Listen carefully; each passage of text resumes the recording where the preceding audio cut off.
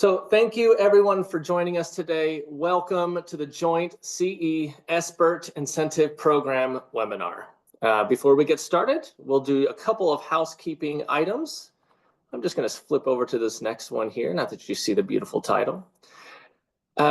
Just to reiterate what Constance said, please feel free to use the Q&A function to submit any questions that you have. All three CEs have teams on standby here, ready to assist in answering all your questions. We'll do our best to answer these questions as they come in. To ensure our ability to correctly address your questions, I'm going to ask you to do one minor thing. If you have a question for a specific CE, that would be Aetna, Oklahoma Complete Health, or Humana. If you will first type out which CE you want to address your question to, that will help us greatly in answering those questions. So for instance, if you have a question for Aetna, please just type out Aetna first and then type out your question. This would help a lot. We'll do our best to have time at the end of the presentation for additional questions as well. So now let me go ahead. I'm going to introduce all of our speakers today. So first we have Ara Lopez, LCSW. She's a senior manager training with Oklahoma Complete Health. We have Dana Buonandusi, MS, LMCH, NCC, senior clinical trainer with OCH.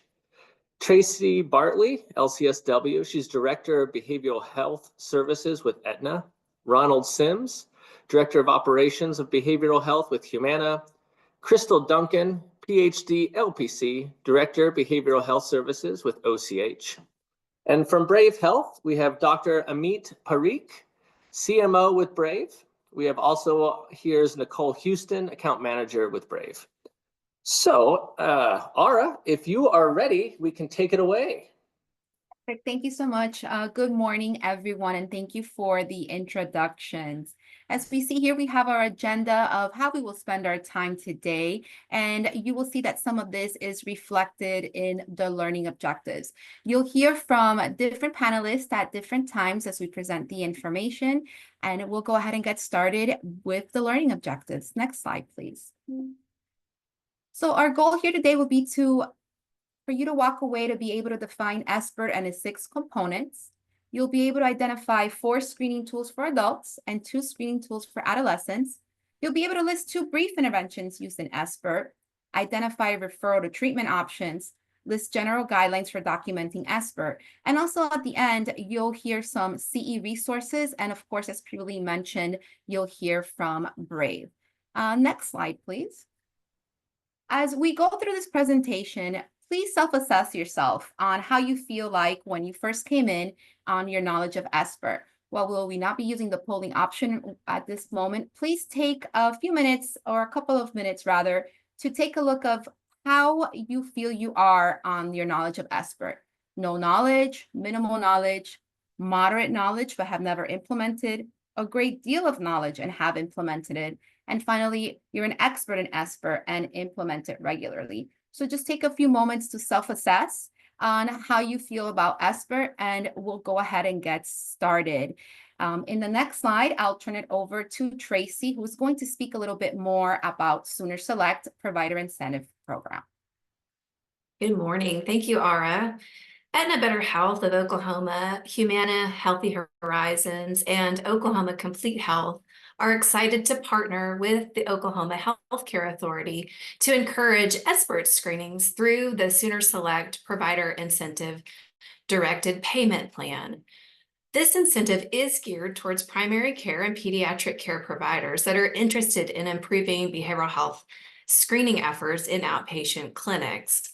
An add-on payment is part of this incentive program that will support healthcare quality assurance and improvement initiatives. These include after-hours care, well visit services, and SBIRT screenings, which are eligible for a $25 increased payment.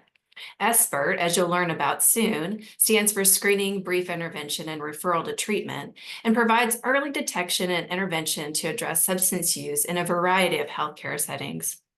Exclusions to this incentive program are behavioral health services by mental health professionals and licensed behavioral health practitioners at community mental health centers as they participate in a separate directed payment program, and services rendered by state employed or contracted physicians who are excluded as they participate in a separate directed payment program.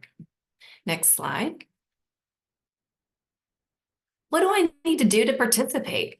You need to screen patients and use the SBIRT model of care, which we'll learn more about today. You need to use the code H0049 on the encounter. You'll earn a fee for service reimbursement for this code at an additional $25 per encounter. Payments are made quarterly to providers. Payments are made by each CE, contracted entity, as directed by the Oklahoma Healthcare Authority. We've included a link to the Sooner Select DPP memo that went out here at the bottom. And if you need more clarification, we've included an email address about this specific, if you have specific questions about this program, please email provreimbursement@oklahomahealthcareauthority.org. And with that, and to learn more about SBIRT, I'll turn it over to the team at Oklahoma Complete Health.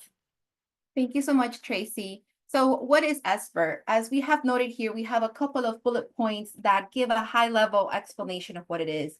But to expand a little bit, it is a comprehensive integrated public health approach for early intervention and really identification of those who either have substance use issues now, or more importantly, and what SBIRT really targets is those who may be at risk of developing a substance use disorder.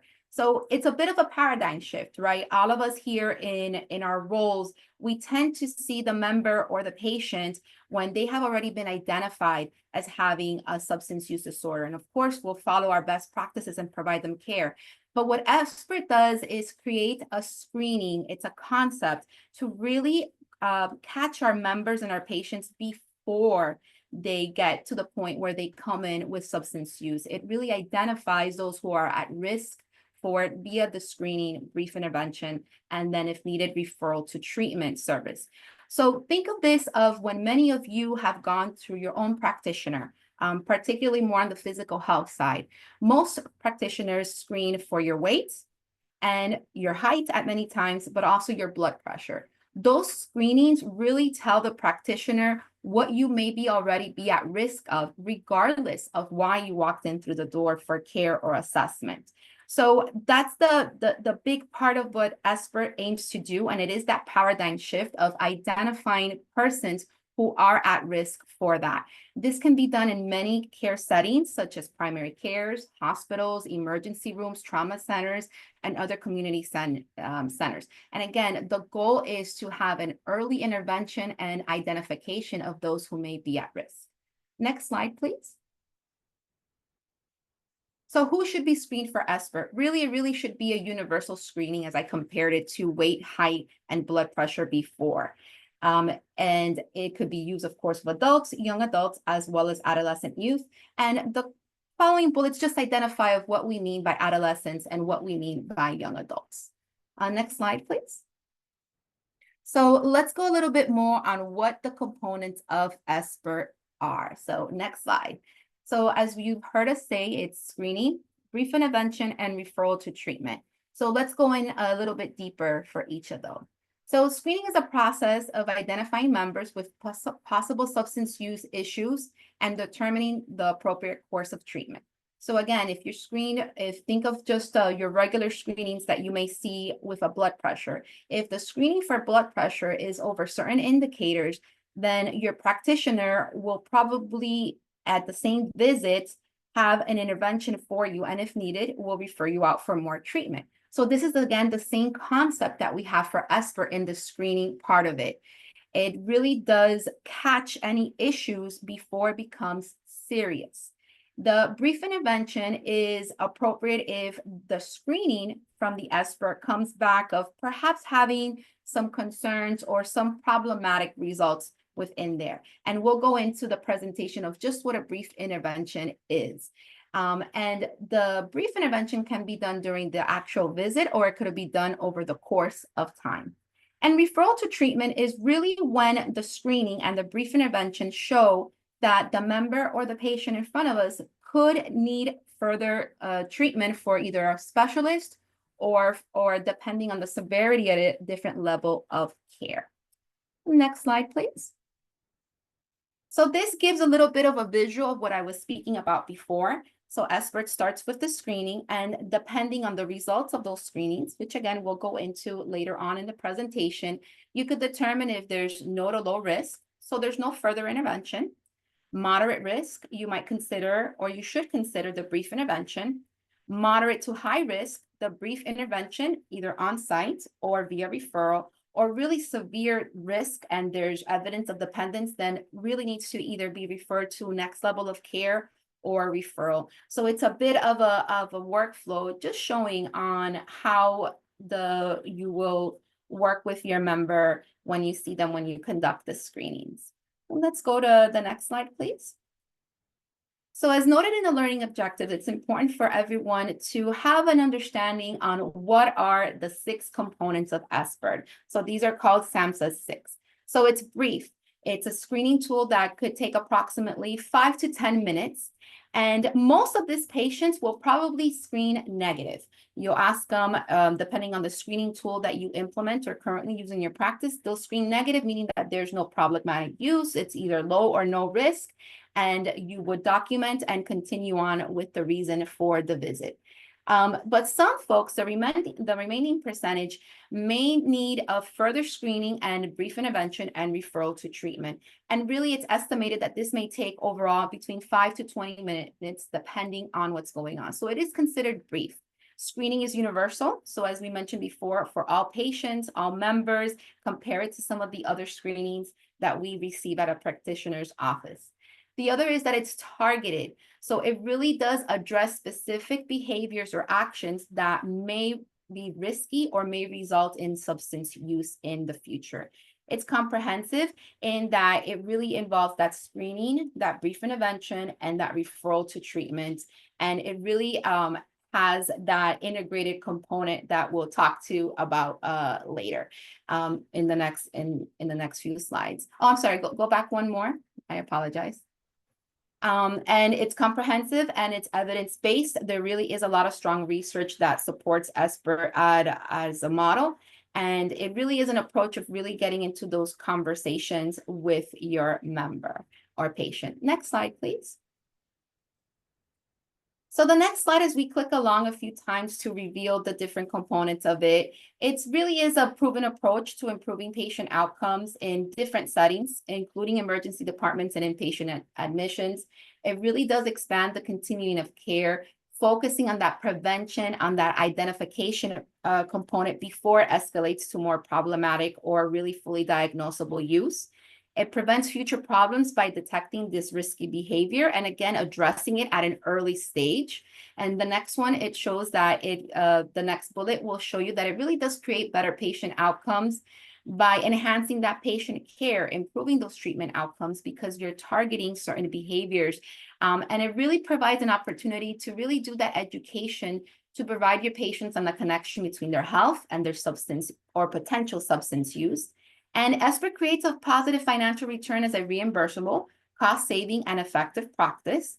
And there we show that research has shown a net benefit of $546 per patient receiving brief intervention in a primary care setting and a net cost savings of about $89 per patient screen. And it shows that in the emergency departments and trauma centers, the net benefit per patient offered who is offered a brief intervention is $3,300, and the return on investment is about $4 for every dollar spent. And the next area shows why it's being widely endorsed by the World Health Organization, the United States Prevention Services Task Force, American Medical Association, the American College of Surgeons, and American Academy of Pediatrics. And really those cost savings, think of it of our goal is to always provide the best, most effective service in the least restrictive setting when it comes for us identifying members. So let's go on to the next slide. So this chart really gives you an idea on how you might implement this in your practice. So it shows a very brief journey that a patient may take. And this is the example here is in a prenatal visit. So the first bubble, patient arrives for their initial prenatal visit. And as is with most patients, there's a general orientation to the practice. We usually have a packet to fill out. And at one point during the visit, the patient is seen privately for confidential screening. So this screening is usually best done written down, where the patient has the ability to express and answer the questions confidently and correctly within there. So that's always important to think about the privacy concerns of the member. They complete the screening questionnaire, and when they complete it, if the screen is negative, meaning low to no risk, then the patient continues on with their visit to the provider. But if the screening comes up differently, then there's still the warm handoff to the provider. There could be follow-up questions. There could be that brief intervention. And then depending on the severity, it could be referral to counseling or referral to other services or different levels of care. So you'll have this available to you in the presentation to really see how this continuum of care can look like for a member or a patient in your practice. Next slide. So SBIRT and integrated care, as I spoke of before, so it could be used in a variety of treatment settings, and again, to really identify and begin to address the risky substance use. So here we have a few places where it can be used: primary care, FQHCs, school-based, which I think it's very important, especially when we're targeting adolescents and those formative years that could develop into an issue. Emergency room departments, again, another great opportunity to identify folks and really give out those referrals. And here we have a couple of best practices for implementing SBIRT in primary care settings. So really utilizing an interprofessional team. This is a very fundamental foundation of integrative care, really having that different expertise of how to work with our member holistically.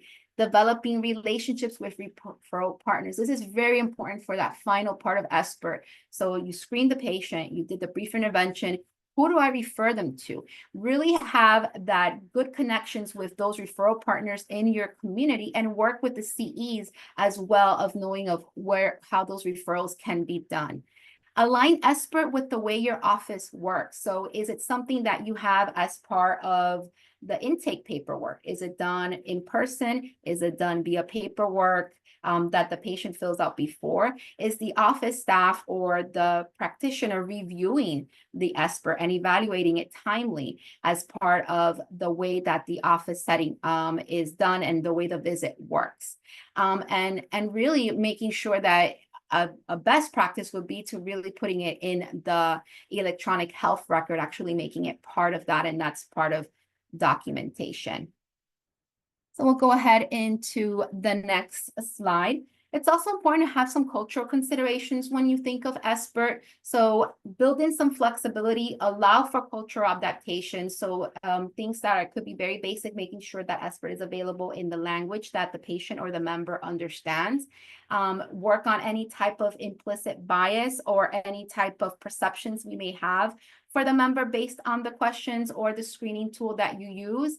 And really just in general, which is best practice overall, maintain an organizational commitment to continuing learning about different cultures and sensitivity. Next slide. And here we speak a little bit more about confidentiality and parental involvement. So you saw that in the workflow earlier, but make sure that we're all aware of what the privacy and consent laws are here in our states, and make sure that you are just aware and build it into your practice on how those privacy practices work. What can and cannot be said in front of a parent? Should it be said in front of a parent? Can the screening be done privately? Can it be written down versus verbally with there?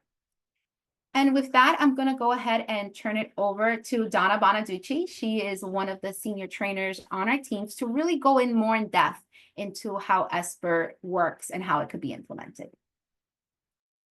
Thank you very much. So Like Aura said, and that she's been talking about, screening is so important. And one of the more common substances that we're going to see is alcohol. So let's take a look at, how big of a problem it is. We know that there are wide range and short and long-term consequences associated with alcohol misuse, which is why it's so important to screen for alcohol misuse. And I like to say, drinking in and of itself, right? A lot of the members that you're dealing with, may have a drink or two and it's not really a problem for them. Some members are on medication and really shouldn't be drinking alcohol at all. So there's going to be sort of a spectrum, right? Of, when members are reporting how much alcohol they use, whether it's no risk, moderate risk, or high risk. Now, we know there are a lot of alcohol-related fatalities and injuries that are common. You can see there on the slide, alcohol-related deaths are about or associated with 30% of suicides here in the United States. Alcohol is involved in 40% of fatal burn injuries, 50% of fatal drownings and homicides, 65% of fatal falls, and 29% of motor vehicle traffic fatalities. Also, half of liver diseases in the United States are caused by alcohol, and alcohol can also be associated with several other health problems like alcohol-related cardiovascular disease, depression, stomach bleeding, as well as other types of cancers. And people who misuse alcohol are more likely to engage in unsafe sexual behaviors, including or increasing their risk for sexually transmitted infections, as well as unintentional pregnancies. So because of this, again, like Aura was saying, the prevention, right, that SBIRT brings is so important. If we can intervene before the disorder or before the alcohol use turns into a substance use disorder, or if we can prevent any of these alcohol-related problems from happening, I think we can call that a win. Next slide, please. So a lot of the screening tools are going to ask how much a person is drinking. So we'll look at some of those screening tools here in just a bit as the screening component of SBIRT. So as a provider, you want to make sure your clients are understanding what are the different drinking levels. Again, drinking in moderation is something that, of course, we want to see our members do. For some members, they may be not drinking at all. Again, they may need to abstain fully from alcohol, especially if they're on medications. But the the dietary guidelines for Americans, according to the U.S. Department of Health and Human Services, recommends that people drink in moderation. And so that's about 2 drinks in a day or less for men, and about 1 drink or less in a day for women. Now, binge drinking is something we want to screen for. And according to the National Institute on Alcohol Abuse and Alcoholism, binge drinking is a pattern of drinking that brings the blood alcohol concentration, or BAC, to 0.08% or higher. So for a typical adult, that would correspond to about 5 or more drinks for men or 4 or more drinks for women in a span of 2 hours. So that's what would be considered binge drinking. And then heavy alcohol use is binge drinking on 5 or more days in the past month. So for men, that's consuming more than 4 drinks on any day or more than 14 drinks per week. That would be considered heavy alcohol use for men. And for women, it's consuming more than 3 drinks on any day or more than 7 drinks per week. And so, of course, if we are screening and we see that people are binge drinking or participating in heavy alcohol use, this puts them at risk for going on to developing an alcohol use disorder, as well as some of those other risks that we saw or injuries related to alcohol. So we want to make sure we're identifying these patterns of drinking throughout the screening process. And it's important that we also are on the same page with our members, that they understand, what do we mean by 1 standard drink? And I used to work with this population before becoming a trainer. I used to work with people who were first-time substance use offenders. And I will tell you, the majority of the people that I saw would minimize the amount of alcohol they were drinking. So they tend to sort of underestimate. And so we want to make sure that, we're letting them know, when I mean 1 beer, right, that's 12 fluid ounces. There are sometimes those bottles that are 40 ounces of beer. If a member says, oh, I just drink 1 of those a day, that's actually 3.5 beers, right, in a 40-ounce bottle. So we want to make sure that they are aware of what's considered 1 standard drink, about 5 fluid ounces of table wine and 1.5 fluid ounces of a distilled spirit. So that's what we are considering 1 standard size when we're asking questions about how much they're drinking. Next slide, please. All right. So now that we've talked about what SBIRT is, right, some considerations when we're implementing SBIRT, we're going to shift now to talking about that first component, which is the screening process, right? So like Aura was saying, we want to screen everyone. This is a process of identifying potential issues. And really, what's important to remember is that the screening process does not exactly identify what kind of issue a person has or how serious it may be. Screening simply determines whether a problem exists and whether further assessment is needed. Screening should be conducted using a validated brief instrument, and we're going to give you a few examples of some validated tools that you can use as part of the screening process. And it really provides an opportunity for us to initiate discussions, for you to just, as a provider, to initiate discussions with your members about their alcohol and drug use. Again, how frequently are they engaging? How often? How much are they consuming? All of that is information that we want to gather from the screening process.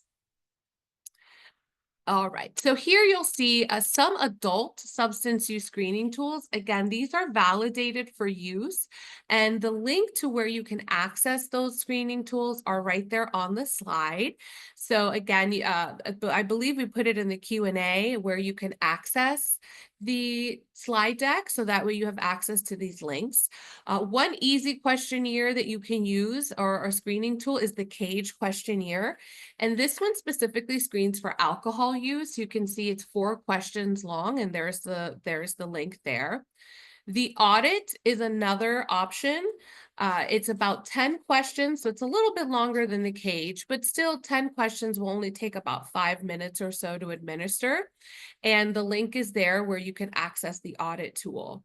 Now, if you're looking for a screening tool that also asks about substances, not just alcohol, you can use the DAS-10. This is also 10 questions, just like the audit, but this one assesses just drug use. It does not include alcohol or tobacco. And then if any of you joining us today work with pregnant women or postpartum women, you may want to use the TWEAK. The TWEAK is a screening tool that was developed specifically to screen pregnant women for harmful drinking habits in a healthcare provider setting. So in that example that we saw in the beginning, in that flow chart that Aura showed, the patient walks in for a prenatal visit, the TWEAK would be a great screening tool to implement in that setting. And there is the link for that screening tool on the slide. And I want to remind you all that as the provider, you decide what screening tool you're going to use. Again, it just has to be appropriate to the member that you're screening.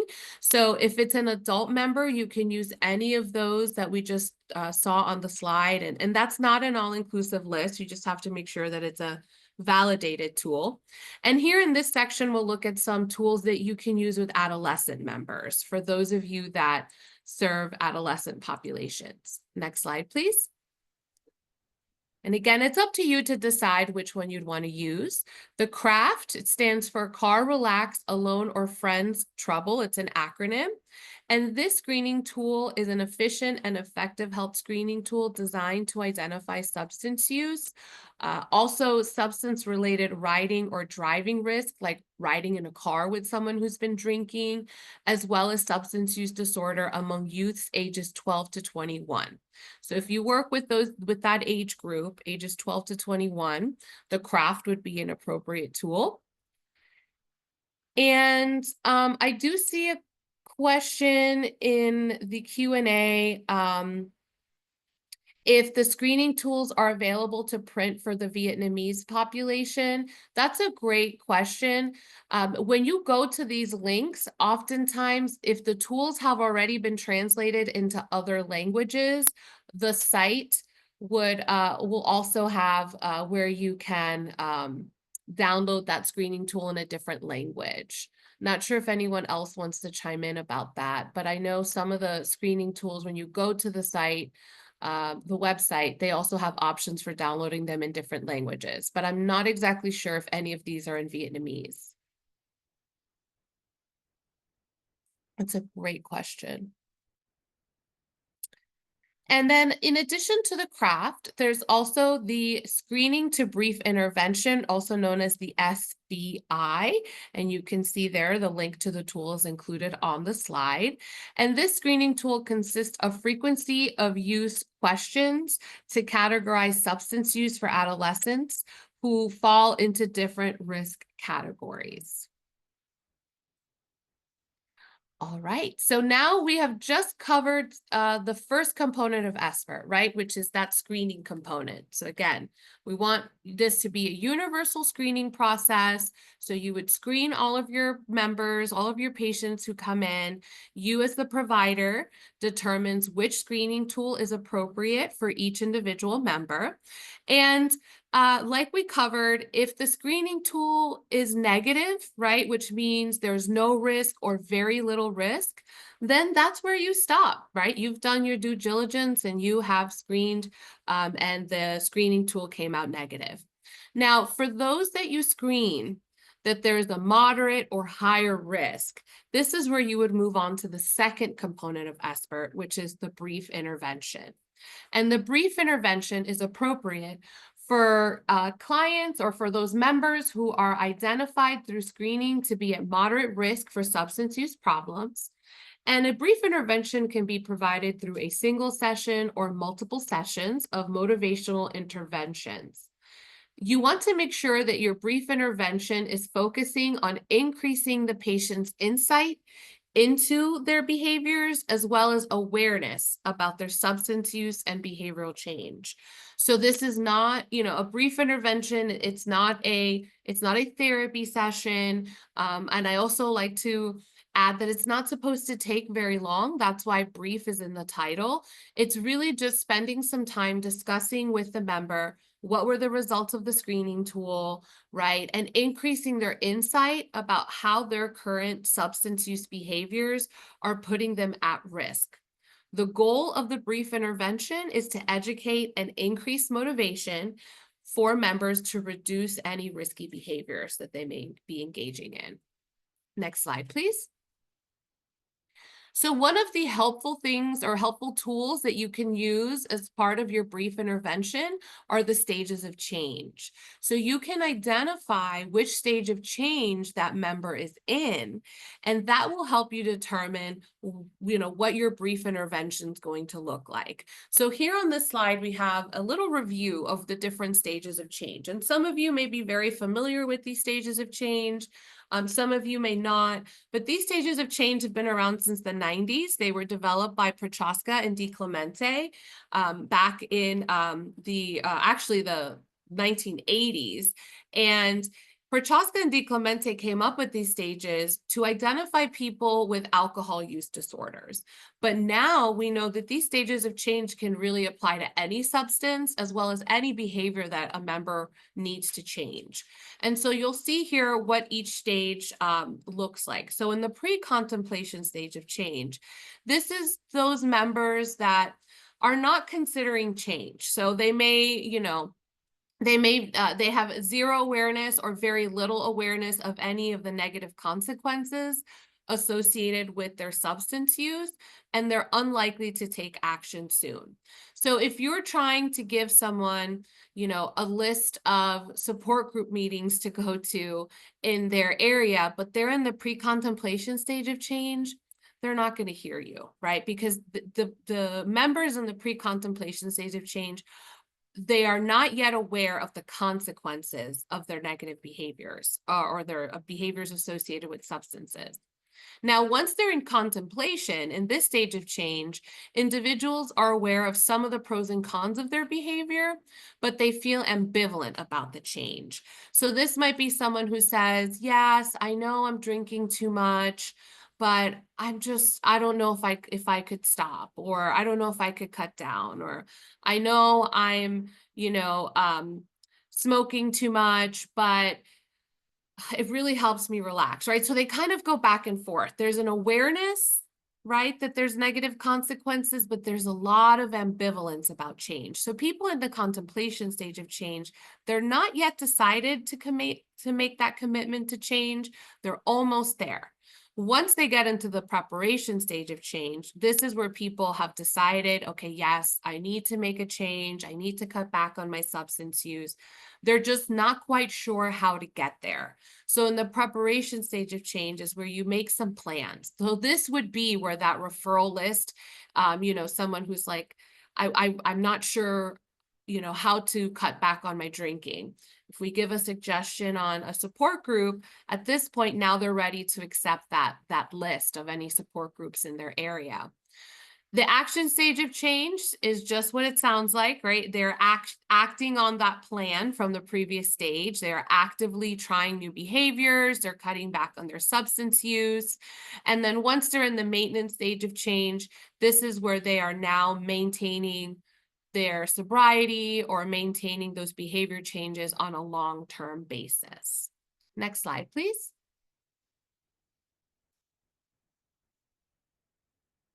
Oh, if you could go back one more. Okay, so here you'll have now that we've gone over what each stage of change is as a review, on this chart, you'll see what are some of the treatment needs for that particular stage of change, right? So if you're a provider who, you screened a member and you've determined they're in that pre-contemplation stage of change, your brief intervention as part of SBIRT should focus on linking their problem to their potential consequences or problems associated with their substance use.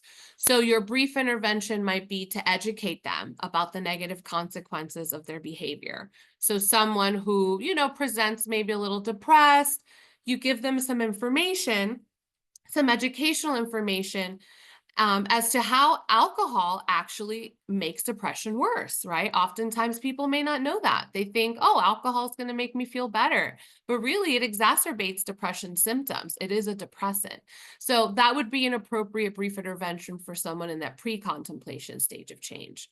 Now, in the contemplation stage of change, your brief intervention may seek to increase their awareness of the consequences of their behaviors and the benefits of decreasing or stopping them. So you can sort of do almost like a pros and cons list, right, of their substance use. So what are some of the pros or things that you like about drinking alcohol, for example, and what are some of the things you don't like? This will get them to start to see that both sides of the coin, right? They start to associate those negative consequences of their substance use. And so this, I won't read the rest just for time's sake, but this chart is really great to help you, again, really format your brief intervention to match the stage of change that the member is in. Next slide, please. Your brief intervention can also include motivational interviewing techniques or skills.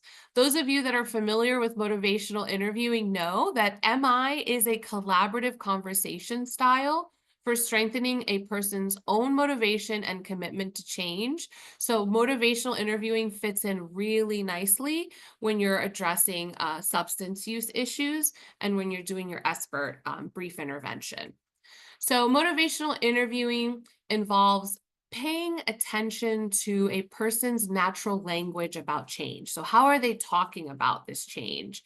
It also helps find constructive ways through challenges that can arise when they're thinking about changing, right? Life happens. And so if someone's decided they're going to cut back on their alcohol use, but now something happened at work, their hours got cut back, or there's a stressor that may increase their alcohol use now, motivational interviewing can find constructive ways to work through those challenges. It arranges conversations so that the members talk themselves into change. So we're not trying to force anyone to change. We're not trying to convince them to do something they don't want to do. We simply want to give them a space where we can have these conversations and they find the motivation within themselves based on their own values and interests. Our attitudes are not only reflected in, but are actively shaped by our speech, right? I think most of us recognize that. If we have very negative self-talk, we're going to feel negative about ourselves. If we feel very, have positive self-talk, we feel better about ourselves. So the same works anytime we're trying to change a behavior, right? If you feel pretty positive about your ability to cut back on your substance use, you're more likely to be successful than if you don't feel you have that. Next slide, please. So your OR skills, which again, if you're familiar with motivational interviewing, the OR skills are sort of those basic motivational interviewing skills that you can use. And these work really great when you're doing a brief intervention for SBIRT. ORS is an acronym that stands for open-ended questions, affirmations, reflections, and summarizations. So asking open-ended questions like, I understand you have some concerns about your drinking. Can you tell me more about that? So you're asking that open-ended question to give them that opportunity to respond with more information instead of a just yes or a no. Affirmations, there's an example. I appreciate that it took a lot of courage for you to discuss your drinking with me today. Affirmations can compliment the member. They can be statements of appreciation and understanding, and they really help build rapport and validate and support our members, especially during such a difficult process, right? We know that change is hard. And if, members are thinking about changing their substance use behaviors, that's going to be really difficult. So we want to validate and affirm them. Reflections, they are oftentimes just rephrasing that statement, and these help capture the implicit meaning of the statement. It also helps let the member know that you're listening, right? So for example, a reflection may look like, you enjoy the effects of alcohol in terms of how it helps you unwind with your friends, but you're also beginning to worry about the impact of your drinking. Is that right? Or is that correct? So you're reflecting back to them what they said to you.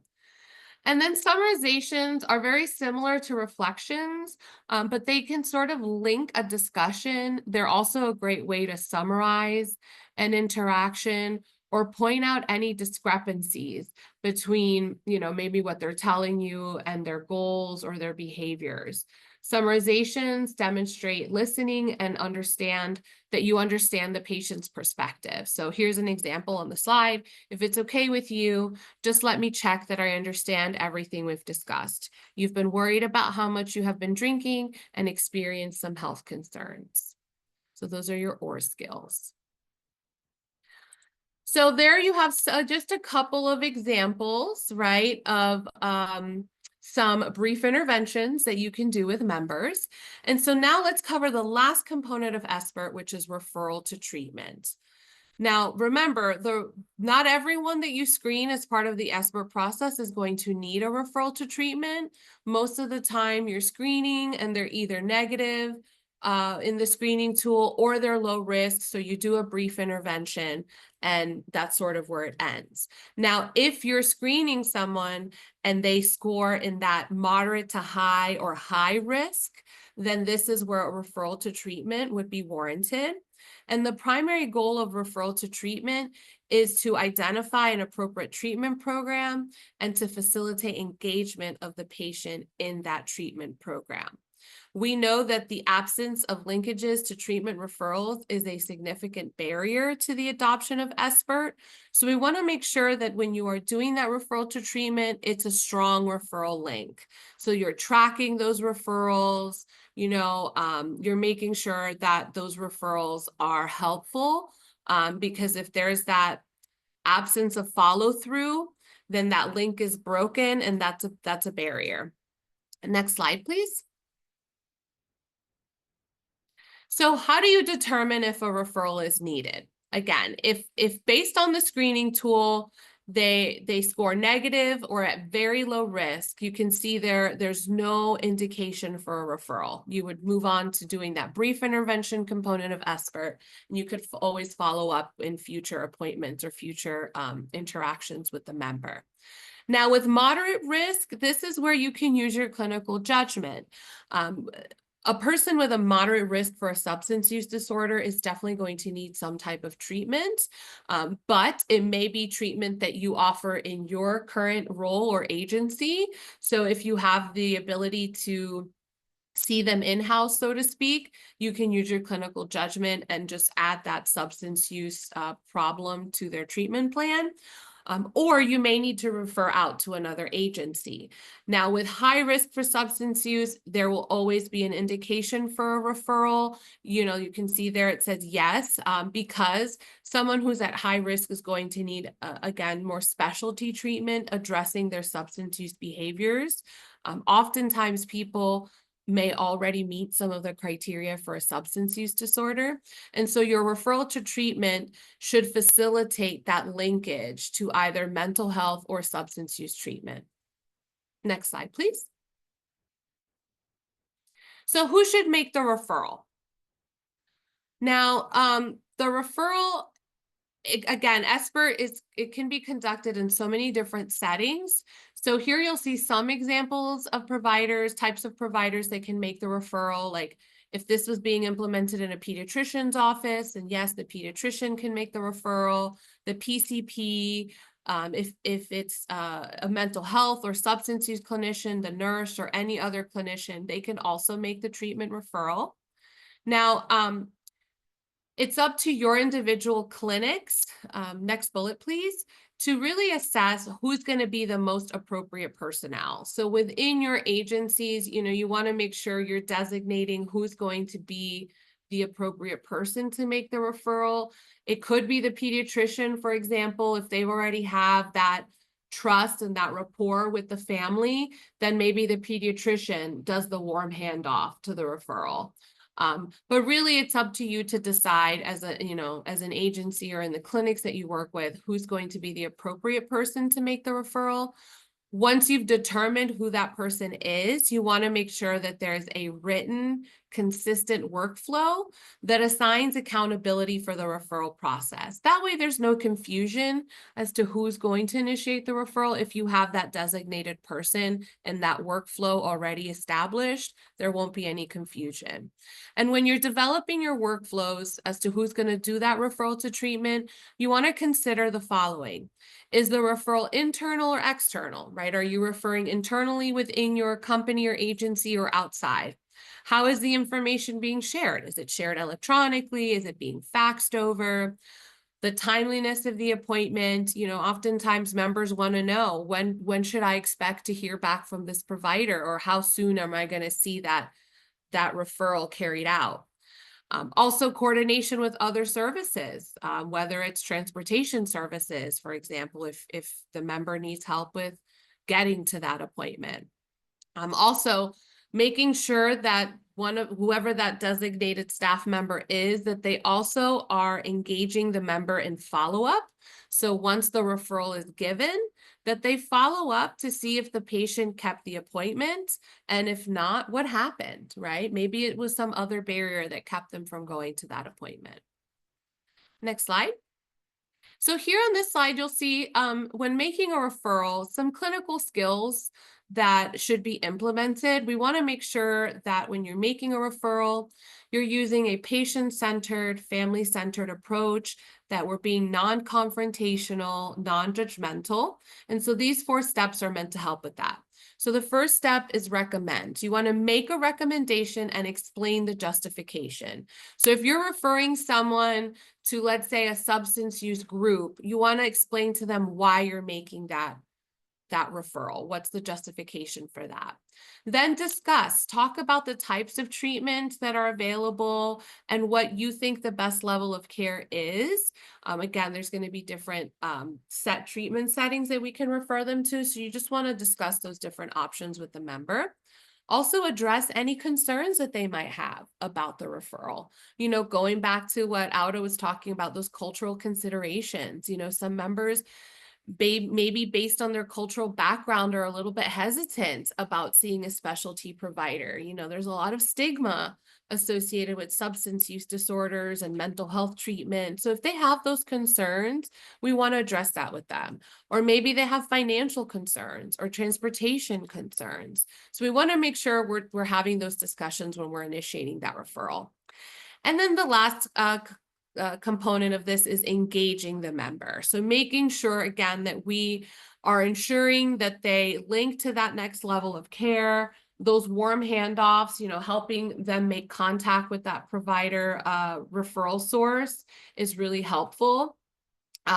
If available, you could utilize a resource specialist, for example. Some agencies will have those, or a care coordinator who can help work with the member, identify an appropriate program and navigate the steps for enrollment. You know, so sometimes they may ask, well, how, you know, do I need to call and make that appointment, or are you going to call, right? So we want to engage with them and make sure that we know who's making the referral, when they're going to hear back, and follow up with them after to make sure they attended.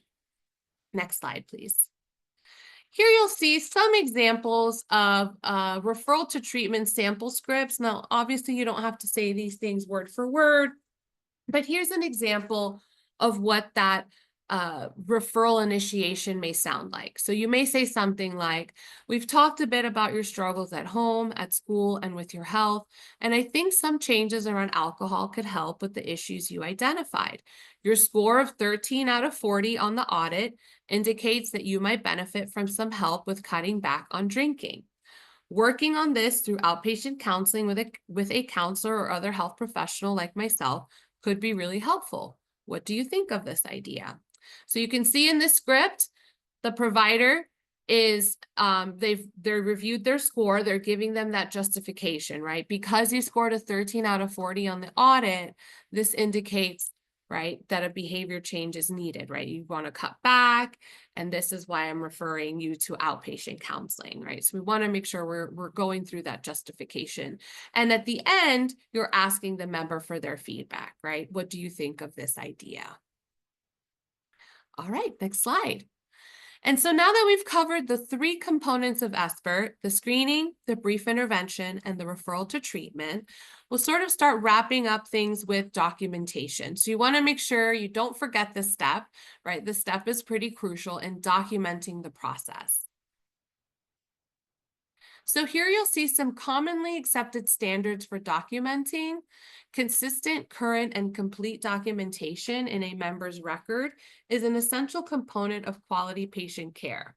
So the bullets here on this slide are some of the commonly accepted standards for medical record documentation, and these can also be applied to SBIRT documentation. So for example, you want to make sure that each page of the screening tool contains the member's name or ID number, that the date of the screening tool is also documented, the day that you administered it, what were the results, and then again, if you're doing that brief intervention, you're documenting that. You're documenting what type of brief intervention you did, as well as the member's response. If you're doing the referral to treatment, which is that third component of SBIRT, you want to make sure you're documenting that, as well as the outcome of the referral. And if you are the provider that's going to be treating that substance use diagnosis, again, let's say it was an internal referral, or you're the provider that screened them, but you're also going to be the provider that makes that does that treatment for them for their substance use disorder. In that case, you want to make sure that you're including that diagnosis in their treatment plan. Next slide, please. And so here you'll see just a visual, a flow chart of what that documentation or those general guidelines for documentation for SBIRT look like. So again, you're starting off with documenting the name of the screening tool that was administered, what the results were, make sure to include the date, and then you're going to discuss the results of the tool with the member, right? And depending on their response, you're either going to document that they declined a referral to treatment, or if they agree to have a discussion in that referral to treatment, then you would document that discussion. And then you would finalize your documentation by recording the interaction's total time, the amount of time that it took. And remember, SBIRT's not meant to add a bunch of extra time to your interactions with members. We know that time is limited, and you know, as providers, you're very busy, and so that's why SBIRT fits in great, because the screening tools are brief, the intervention is brief, and if you already have that workflow established for a referral to treatment, that should go by quickly and smoothly as well. All right, so thank you for having me today. I've enjoyed talking to you all about SBIRT. I'm going to pass it over to talk about contracted entity resources. Thank you so much, Donna. So in the next few slides, we'll go over each of the CEs of how can we be of assistance in SBIRT and what each of us offer. So I'll start off with Oklahoma Complete Health and our immediate assistant resources. So there's a couple of things that items that you could access. Brave Health, which we'll hear about in a little bit, has referrals that we could submit it using the fast access referral form, hyperlink there. And after completing a referral, your patient will need to complete the patient consent form and send them the link.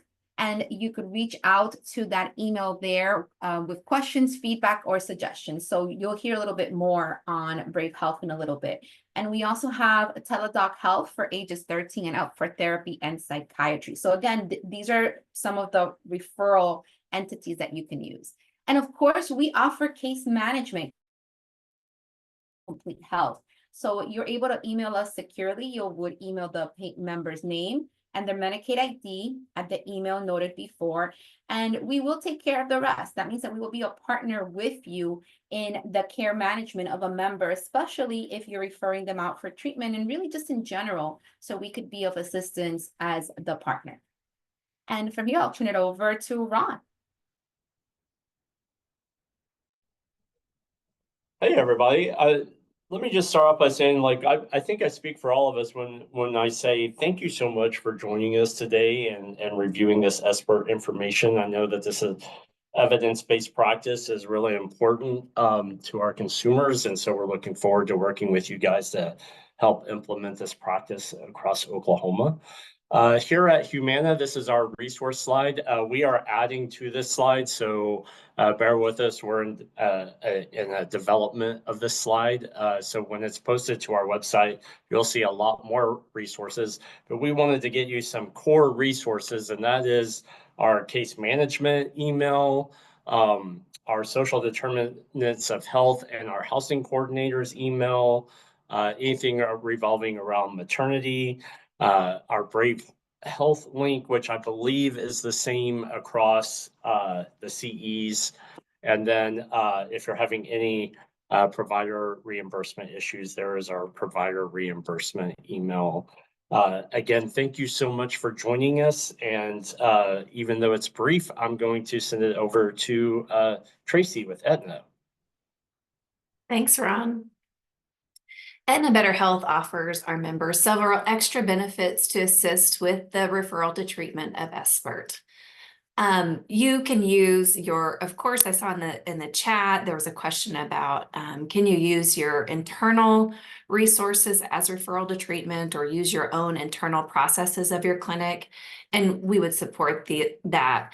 These are just extra resources that you may take advantage of on behalf of your members. Our extra benefits include a mental health coaching app, Pix Health, that's a platform to address loneliness and improve mental health support, and of course, Brave Health, which we'll be hearing more about soon. For a complete list of our extra benefits, please visit our website or reach out to Member Services. I also have listed our Find a Provider site here, which includes behavioral health providers in your area that may be referral to treatment of SBIRT. We have transportation to behavioral health appointments and our Reach team, which can connect members to resources for health-related social needs. We've included an email address for our care management team, and we have a peer support team to accompany members on their recovery journey. Last, I'll highlight our community resources directory that anyone can access for behavioral health or other social resources. Next slide. The 3 contracted entities partner with OK CapMap, which offers behavioral health and psychiatric consultation services to providers working with our members. They may also be an additional resource to you all when you are screening, doing your brief intervention, and needing a referral to treatment. In this slide, there are links for more information or how to request a consultation. They're experts in pediatric mental health and best practices. And with that, I'll turn it over to our partner, Brave Health, who can support you in your SBIRT efforts. I want to introduce you to Dr. Parikh and all of our other partners at Brave Health. Take it away. Thank you. Hello, everybody. My name is Dr. Amit Parikh. I am an adult child and adolescent psychiatrist and the chief medical officer here at Brave Health, which I'm excited to tell you a little bit about. But before I do that, I want to echo what others have said, and just a great presentation and such a good presentation to talk about to really make sure we're doing all the right things for our patients. And so what is Brave Health?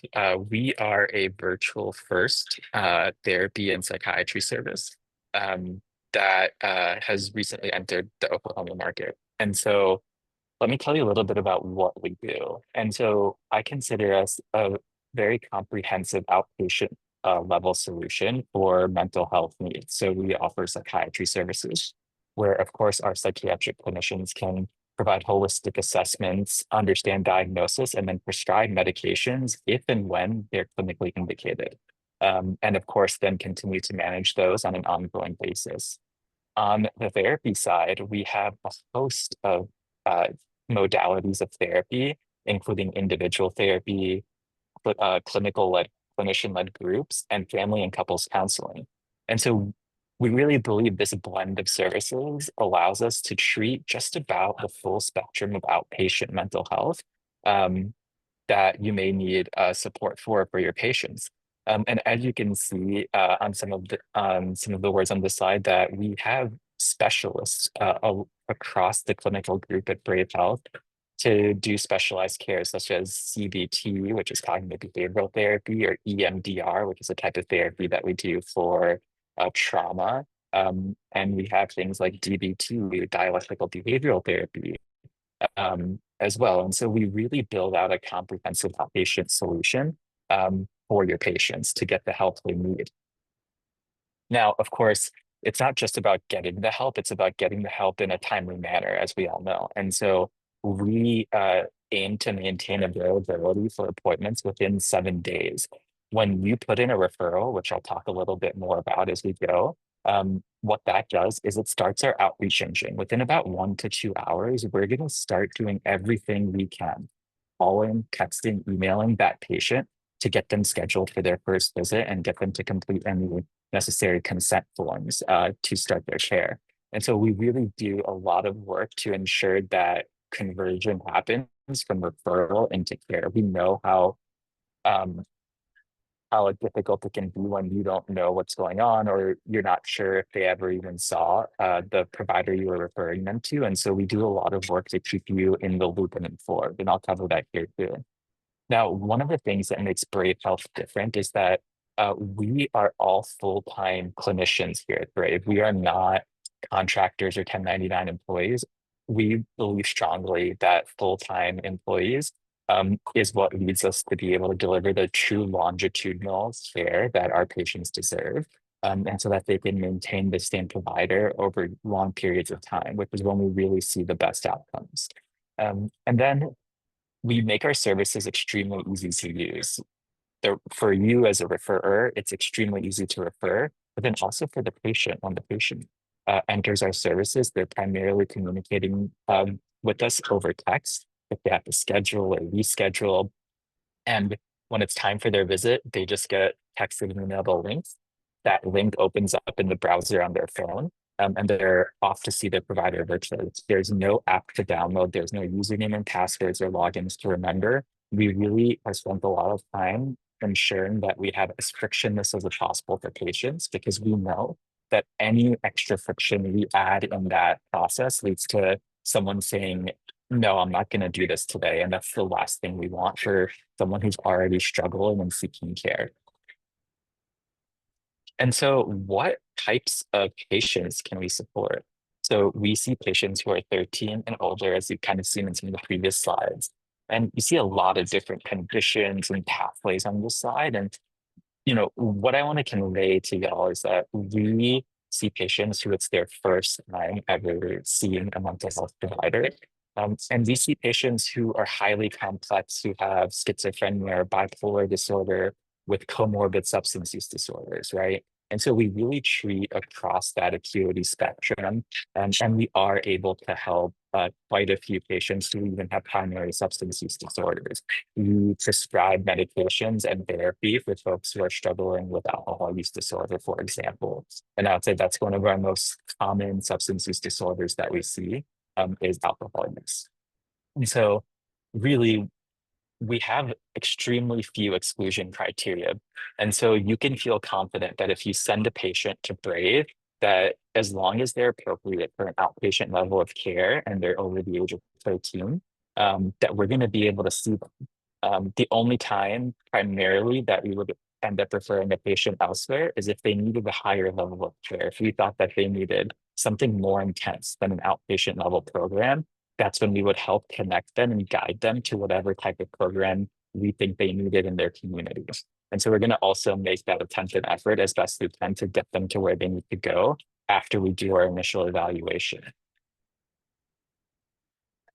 And so in Oklahoma, we of course accept all of the Sooner Select payers, as you can see on the left. But one of the other things that makes Brave Health unique is that we not only accept a few healthcare insurances like many behavioral health providers, we aim to get as broad of network coverage as possible. And so as you can see on the right, we also are in network with the majority of Medicare commercial and GAPs across the state. We want to make it easy for you as the referrer to not have to think about the matrix of which provider groups take which insurances. Again, it's all about being frictionless. It's all about making it easy for everyone to get the care they need. We think the system is too complicated for them. That's why we approach things in this way. And so as the referrer, what can you expect when you make a referral? And so we have a really simple online referral form that I'll show you here in a minute. You put in some basic information. What that does is that starts our engagement and outreach engine. That patient is going to start getting engaged by us to schedule that first visit. When they schedule that first visit, we actually let you know. We'll send an email back to you because you gave it to us when you made the referral. So you know the patient actually has an appointment now. We'll also let you know after they complete that first visit. Again, we know how hard it can be when you don't know what's happening and you put this referral in because you identified something concerning. And, as a clinician, I know how anxiety provoking that can be for myself sometimes. And so we really try to close that loop. So then, okay, that patient that I was worried about that I put in a referral for, they actually completed that first visit. Now, of course, what happens sometimes patients don't show up to the visit, or they never reach out or call us or engage with us to try to schedule the appointment. We're also going to let you know when those things happen. Again, that whole idea, you have the relationship with the patient already. And so when we let you know that, you can give your patients a small ping or a nudge to say, hey, remember we talked about that referral that I was going to put in so that you can get some of the extra specialty care that I think you need, whether that be for their depression or their alcohol use disorder or their bipolar disorder. And you can nudge them to say, I know life is hectic at times, but make sure to reach back out and schedule that first visit so you can get that care to get on the track to recovery. And so we're going to keep you in the loop throughout that journey. And what can your patients expect? Well, like I said, within 1 to 2 hours of putting in that referral, they're going to start getting some notifications from us to schedule that first visit. That first visit that we have is with a licensed clinician.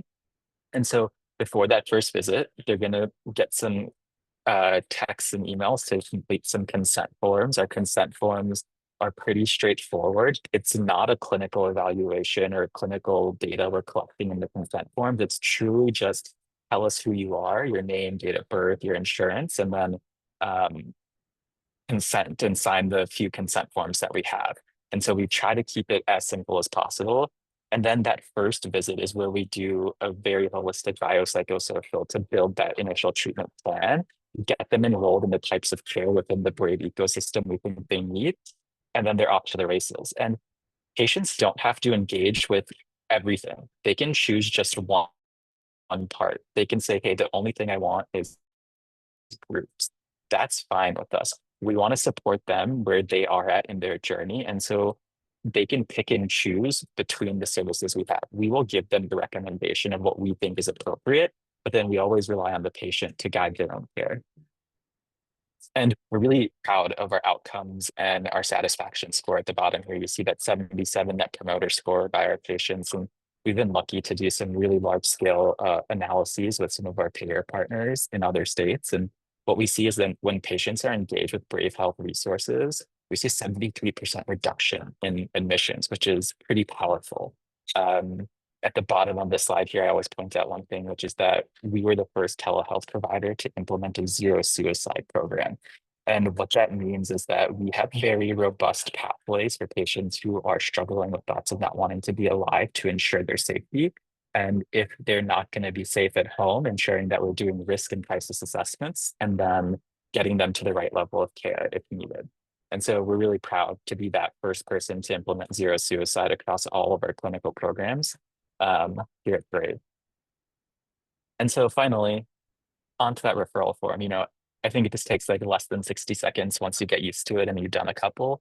It's really straightforward and simple. There's a link here which will provide to y'all to make sure you have it. But it's really straightforward, as you can see on the information that you provide to us. The service is seeking, if you know what they're looking for, great, tell us. It just helps give us a little more information. But in that dropdown, there's also a I'm not sure.